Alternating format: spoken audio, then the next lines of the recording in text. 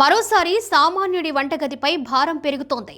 బహిరంగ మార్కెట్లలో కూరగాయల ధరలు స్వల్పంగా పెరిగి ఆందోళన కలిగిస్తున్నాయి. ముఖ్యంగా టమాటా ధరలు మళ్లీ చుక్కలు చూపిస్తున్నాయి. ఓపెన్ మార్కెట్లో టమాటా కిలో ధర 70 నుంచి 90 రూపాయల వరకు కొనసాగుతుండగా కొన్ని చోట్ల 100 రూపాయల వరకు చేరే పరిస్థితి కనిపిస్తోంది. దీంతో టమాటా మరోసారి సెంచరీ వైపు పరుగులు తీస్తుందా అనే చర్చ మొదలైంది.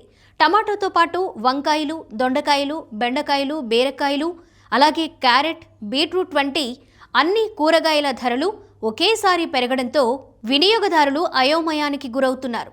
బహిరంగ మార్కెట్లలో చాలా కూరగాయలు కిలోకు 70 రూపాయల వరకు పలుకుతున్నాయి. గతంతో పోలిస్తే ధరల్లో భారీ వ్యత్యాసం కనిపించడం వినియోగదారులను ఆలోచనలో పడేస్తోంది. అయితే ఇదే సమయంలో రైతు బజార్లు మాత్రం కొంత ఊరట కలిగిస్తున్నాయి. ఇక్కడ కూరగాయల ధరలు నియంత్రణలోనే ఉన్నాయి. టమాటా కిలో ధర రైతు బజార్లో 40 నుంచి 50 రూపాయల మధ్య ఉంది. ఇతర కూరగాయలు కూడా సాధారణ స్థాయిలోనే లభిస్తున్నాయి. కేవలం ఇది మాత్రమే వినియోగదారులకు పెద్ద ఊరటగా మారింది. ఈ ధరల పెరుగుదలకు గల కారణాలను అధికారులు వెల్లడించారు.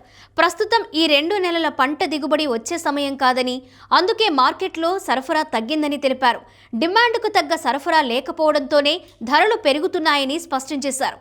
ఇక ఉత్తరాంధ్ర ప్రాంతాల్లోని దేవరాపల్లి, కోటపాడు, పాడేరు, అరకు, నర్సీపట్నం ప్రాంతాల్లో టమాటా, వంకాయ, దొండకాయ, బెండకాయ, బీరకాయ, ఆనపకాయ వంటి కూరగాయలు విరివిగా పండుతాయి. అయితే ప్రస్తుతం ఈ పంటలు పూర్తిగా చేతికి రావడం లేదు. జనవరి చివరి లేదా ఫిబ్రవరి నాటికి దిగుబడులు మార్కెట్కు రావడంతో ధరలు ఖచ్చితంగా తగ్గుతాయని అంచనా వేశారు.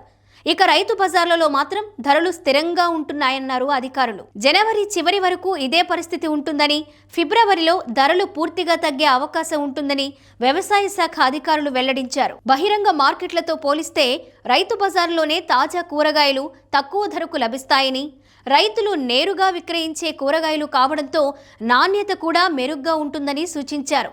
కాబట్టి ధరల పెరుగుదల నుంచి కొంత ఊరట కావాలంటే రైతు బజార్లకే వెళ్లడం మంచిదని వినియోగదారులకు సూచిస్తున్నారు.